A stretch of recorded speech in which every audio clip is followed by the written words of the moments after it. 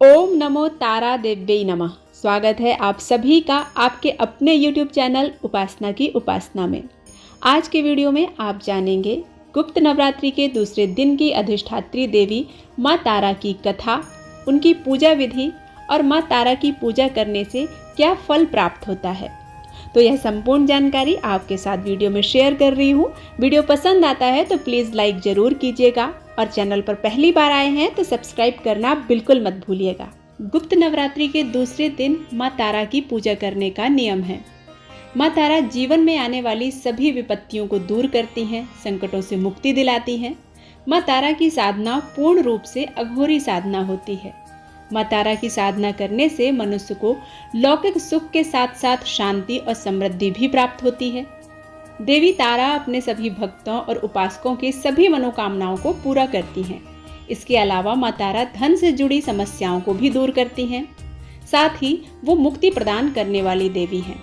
बौद्ध धर्म में भी माँ तारा की उपासना को बहुत अधिक महत्व दिया जाता है। मान्यताओं के अनुसार भगवान बुद्ध ने भी माँ तारा की आराधना की थी और साथ ही भगवान श्री राम के गुरु वशिष्ठ जी ने भी पूर्णता को प्राप्त करने के लिए माँ तारा की उपासना की थी। शास्त्रों में बताया गया है कि भगवान शिव और महापंडित रावण ने भी माँ तारा की उपासना की थी। मान्यताओं के अनुसार जिसका उद्धार भगवान शिव भी नहीं कर पाते हैं, माँ तारा उनका भी उद्धार करती हैं। जिस जगह पर भगवान आनंद भैरव ने गुरु वशिष्ठ जी को माँ तारा के उपदेश प्रदान किए थे, वो जगह आज के समय में भी तारापीठ के नाम से मशहूर है। माँ तारा की साधना एक विशेष प्रकार से की जाती है, जिसमें कोई विशेष नियम नहीं होता है, परंतु अगर कोई मनुष्य पूरी श्रद्धा के साथ माँ तारा की पूजा करता है तो वो भक्त की पुकार जरूर सुनती हैं। माँ तारा की साधना करने से धन संबंधी समस्याएं दूर होती हैं और साथ ही दिव्य सिद्धियां भी प्राप्त होती हैं। शास्त्रों में माँ तारा को 10 महाविद्या की दूसरी विद्या बताया गया है। ऐसा माना जाता है कि माँ तारा का स्वरूप माँ काली के समान ही होता है। अगर कोई व्यक्ति तांत्रिक शक्तियाँ प्राप्त करना चाहता है तो उसे माँ तारा की विशेष साधना करनी चाहिए।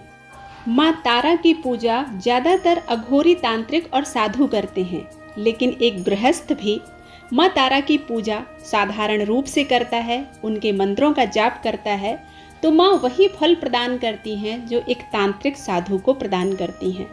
माँ तारा के 3 स्वरूप हैं। इनका रंग नीला है, इसलिए इन्हें नील सरस्वती भी कहा जाता है। इसके अलावा माँ तारा को उग्र तारा के नाम से भी जाना जाता है। माँ अपना उग्र रूप धारण करके अपने भक्तों के सभी कष्टों को दूर करती हैं और अपने भक्तों को मोक्ष प्रदान करती हैं। माँ तारा की पूजा करने से काम, क्रोध, मोह और लोभ से छुटकारा मिलता है।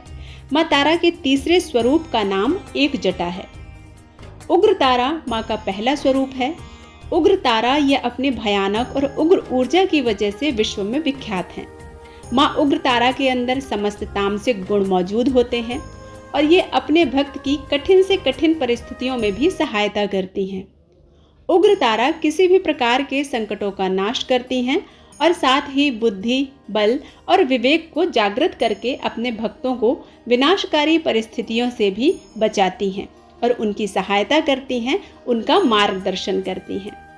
नील सरस्वती माँ तारा के इस स्वरूप में पूरे ब्रह्मांड का ज्ञान समाहित है। माँ नील सरस्वती आयुर्वेद, ज्योतिष, विज्ञान और कुछ और भी अज्ञात ज्ञान जो सामान्य बुद्धि से व्यक्ति की समझ से परे हैं, इन सभी चीज़ों को एकत्र करने के पश्चात जो स्वरूप बनेगा और जो ऊर्जा उत्पन्न होगी वह है नील सरस्वती देवी। नील सरस्वती राजसिक गुणों से संपन्न है। नील सरस्वती अपने ज्ञान और ऊर्जा से ज्वलंत शव को भी शिव का रूप देने में सक्षम है। माँ तारा का तीसरा स्वरूप एक जटा है। देवी एक जटा मोक्ष प्रदान करने वाली देवी हैं। माँ का यह स्वरूप सत्वगुणी है। देवी एक जटा शिव को अपनी जटाओं में धारण करके उन्हें मोक्ष प्रदान करने वाली देवी हैं। देवी एक जटा अपने भक्तों को मृत्यु के पश्चात अपनी जटा में स्थान देती हैं और साथ ही मोक्ष प्रदान करती हैं। माँ तारा का मंत्र है ओम ह्रीं स्त्रीं हूं फट। नीले कांच की माला से 12 माला इस मंत्र का जाप करना चाहिए। माँ तारा की पूजा हमेशा रात्रि के समय में ही की जाती है, इसलिए अगर आप माँ तारा की पूजा कर रहे हैं तो हमेशा ध्यान रखें कि माँ की पूजा अर्धरात्रि में ही करें। माँ तारा की पूजा हमेशा एकांत कक्ष में ही करना चाहिए, जहां आपके अलावा कोई और उपस्थित ना हो। माँ तारा की पूजा करने से पहले स्नान करें। इसके पश्चात एक सफ़ेद रंग की धोती पहनें। माँ तारा की पूजा में कभी भी सिले हुए वस्त्र नहीं पहनने चाहिए।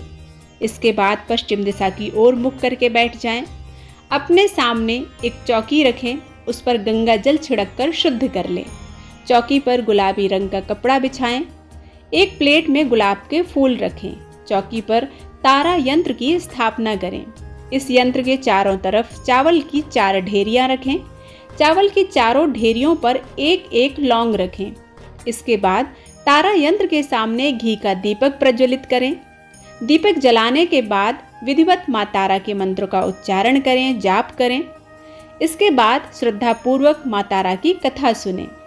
माँ तारा की कथा सुनने के बाद माँ तारा की आरती उतारें। पूजा के पश्चात पूजा में इस्तेमाल की गई सभी सामग्री को किसी बहती हुई नदी में प्रवाहित कर दें या इन चीज़ों को पीपल के पेड़ के नीचे जमीन में गहरा गड्ढा खोदकर दबा दें। तारा देवी को शमशान की देवी कहा जाता है। पौराणिक कथाओं के अनुसार जब समुद्र मंथन के समय भगवान शिव ने विषपान किया था, जिससे उनके शरीर में काफ़ी जलन और कई तकलीफें हो रही थीं। ऐसे में माँ काली के दूसरे स्वरूप तारा देवी ने भगवान शंकर को स्तनपान कराया, तब जाकर विष की जलन शांत हुई। तारा देवी की पौराणिक कथा के अनुसार देवी तारा की उत्पत्ति मेरु पर्वत के पश्चिम भाग में चोलना नदी के तट पर हुई। हयग्रीव नाम के दैत्य के वध के लिए देवी महाकाली ने ही नील वर्ण धारण किया था। सबसे पहले स्वर्गलोक के रत्नद्वीप में वैदिक कल्पोक्त तथ्यों तथा वाक्यों को देवी काली के मुख से सुनकर शिव जी अपनी पत्नी पर बहुत प्रसन्न हुए। शिव जी ने महाकाली से पूछा, आदि काल में आपने भयंकर मुख वाले रावण का विनाश किया, तब आश्चर्य से युक्त आपका वह स्वरूप तारा नाम से विख्यात हुआ। उस समय समस्त देवताओं ने आपकी स्तुति की थी तथा आप अपने हाथों में खड्ग, नरमुंड, वार तथा अभय मुद्रा धारण किए हुई थी। मुख से चंचल जिह्वा बाहर कर आप भयंकर रूप वाली प्रतीत हो रही थी। आपका वह विकराल रूप देखकर सभी देवता भय से आतुर होकर कांप रहे थे। आपके विकराल भयंकर रुद्र रूप को देखकर उन्हें शांत करने के लिए ब्रह्मा जी आपके पास गए। समस्त देवताओं को ब्रह्मा जी के साथ देखकर देवी लज्जित हो आप खड्ग से लज्जा निवारण की चेष्टा करने लगी। रावण वध के समय आप अपने रुद्र रूप के कारण नग्न हो गई थी तथा स्वयं ब्रह्मा जी ने आपकी लज्जा निवारण हेतु आपको व्याघ्र चर्म प्रदान किया था। इसी रूप में देवी लंबोदरी के नाम से विख्यात हुई। तारा रहस्य तंत्र के अनुसार भगवान राम केवल निमित्त मात्र ही थे। वास्तव में भगवान राम की विध्वंसक शक्ति देवी तारा ही थी, जिन्होंने लंकापति रावण का वध किया। माँ तारा की उपासना करने से उपासक का गुरुग्रह प्रबल होता है। जो भी साधक सच्चे हृदय से माँ की उपासना करता है, पूजा करता है, उनका ध्यान करता है, उनके मंत्रों का जाप करता है, उस पर माँ तत्काल प्रसन्न होती हैं। माँ तारा से संबंधित भगवान शिव का रुद्रावतार तारकेश्वर महादेव स्वरूप है। केवल हिंदू धर्म में ही नहीं बल्कि बौद्ध धर्म में भी माँ तारा का विशेष स्थान है। कहीं कहीं तो महात्मा बुद्ध को भी माँ तारा के रूप में चित्रित किया हुआ पाया जाता है। गुप्त नवरात्रियों में महाविद्या तारा की श्रद्धा, निष्ठा और विश्वास के साथ पूजा करने से, उनके मंत्रों का जाप करने से एक सामान्य गृहस्थ भी वही सिद्धियां प्राप्त कर अपने जीवन में उन्नति प्राप्त करता है जो एक तांत्रिक प्राप्त करता है। इसलिए सभी को गुप्त नवरात्रियों में माँ तारा का श्रद्धा और विश्वास के साथ नाम जाप करना चाहिए, उनके निमित्त दीपक अर्पित करना चाहिए। माँ भगवती अपने बच्चों की हमेशा सहायता करती हैं। उम्मीद करती हूँ यह वीडियो आप सभी को पसंद आया होगा। यदि पसंद आता है तो प्लीज़ इसे लाइक करें, शेयर करें और सब्सक्राइब करना बिल्कुल ना भूलें। बेल आइकन जरूर प्रेस करें ताकि आपके पास नए नए वीडियोस हर दिन पहुंच सकें। मिलती हूँ एक नए वीडियो के साथ, तब तक के लिए जय माँ अम्बे।